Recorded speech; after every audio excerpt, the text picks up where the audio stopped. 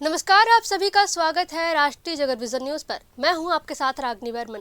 राजधानी दिल्ली से एक बड़ी और सनसनीखेज खबर सामने आई है, जहां उत्तर पूर्वी दिल्ली के शास्त्री पार्क थाना क्षेत्र में देर रात ताबड़तोड़ फायरिंग से इलाके में दहशत फैल गई।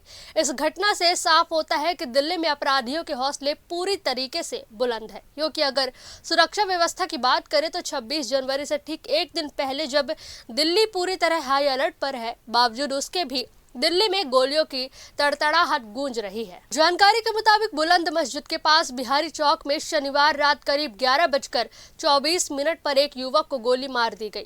फायरिंग की यह घटना इतनी अचानक थी कि आसपास मौजूद लोग सहम गए और मौके पर अफरा तफरी मच गई। गोली लगने से गंभीर रूप से घायल युवक की पहचान 32 वर्षीय समीर उर्फ मुस्तकीम उर्फ कामू पहलवान के रूप में हुई है, जो इसी इलाके का रहने वाला बताया जा रहा है। परिजन आनंद फानन में उसे जेपीसी अस्पताल लेकर पहुंचे, लेकिन डॉक्टरों ने उन्हें मृत घोषित कर दिया। घटना की सूचना मिलते ही दिल्ली पुलिस के वरिष्ठ अधिकारी, स्थानीय पुलिस और फॉरेंसिक टीम मौके पर पहुंची। टीम ने घटना स्थल से अहम सबूत जुटाए हैं और आसपास लगे सीसीटीवी कैमरों की जांच की जा रही है। वहीं उत्तर पूर्वी जिले के डीसीपी आशीष मिश्रा ने बताया कि शास्त्री पार्क थाने में हत्या का मामला दर्ज कर लिया गया है। आरोपी की तलाश जारी है और मामले की जांच पुराने रंजिश और आपसी विवाद के एंगल से भी की जा रही है। देश की राजधानी में कानून व्यवस्था की ये हाल है कि हर दिन गोलीबारी और चाकूबाजी की घटनाएं दिल्ली में आम होती जा रही हैं। लोग खुद को असुरक्षित मान रहे हैं। काफी लोग उनको ले, क्या नाम था उनका? समीर नाम था, लेकिन कम्मू पहलवान के नाम से जाने जाते। कितनी उम्र थी? 30 से 35 साल की उम्र। आखिर वजह क्या बताई जा रही है हत्या की? वजह खुलासा नहीं हुआ, ये बाद में जो है जांच का विषय है। अच्छा, हाँ। तो ये कितनी गोली लगी इनको पता है कुछ? 3 से 4 गोली बता रहे हैं। 4 गोली लगी।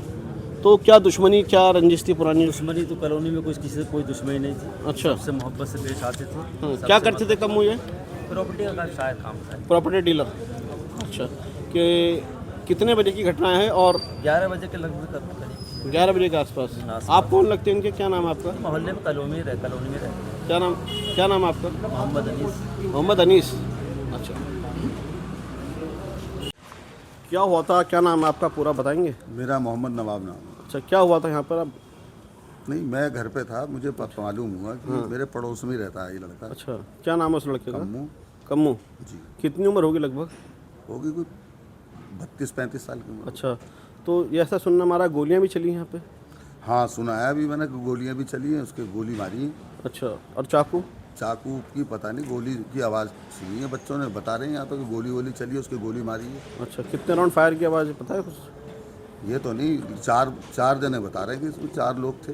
4 लोग थे? 4 लोग बता रहे हैं यहाँ पे। अच्छा, ये कितनी देर पहले की घटना है? ये कोई 9:30 पौने 10 बजे की घटना है। अच्छा, तो ये आखिर क्या वजह बताई जा रही है? कुछ ये वजह तो हमें पता नहीं, क्योंकि यहाँ का तो चेहरे कोई पहचान रहा नहीं है, बाहर के ही लड़के हैं। अच्छा, ये कम्मू क्या करता था?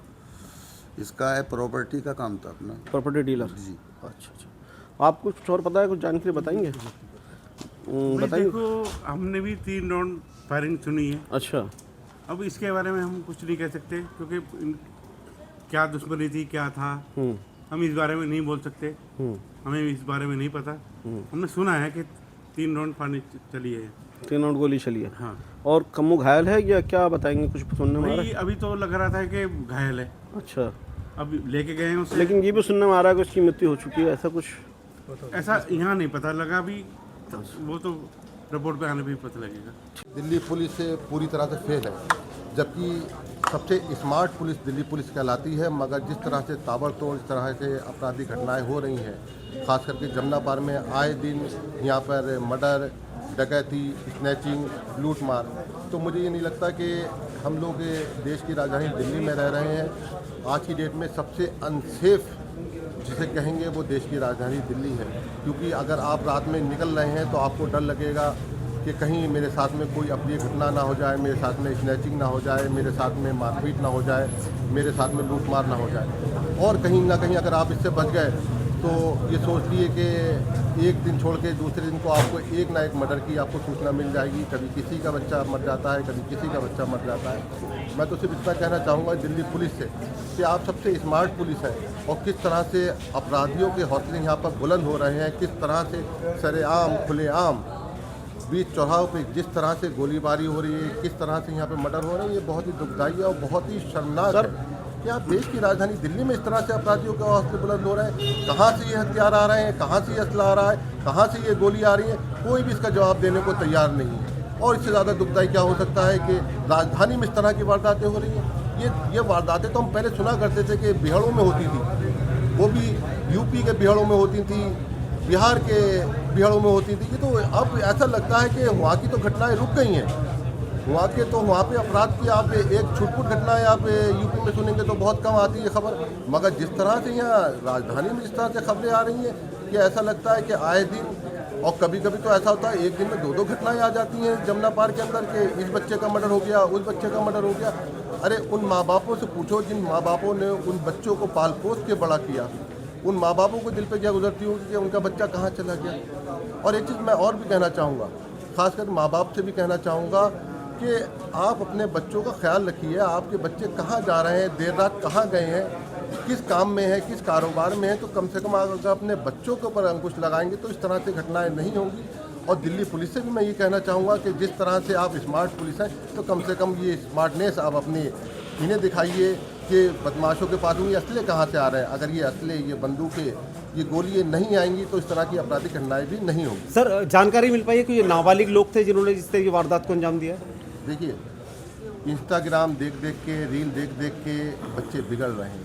और बच्चे इसलिए बिगड़ रहे हैं, एक तो माँ बाप का उन पर अंकुश नहीं रहा, और दूसरा पुलिस प्रशासन का बिल्कुल भय नहीं रहा। पुलिस प्रशासन हाथ पे हाथ रख के बैठा हुआ है।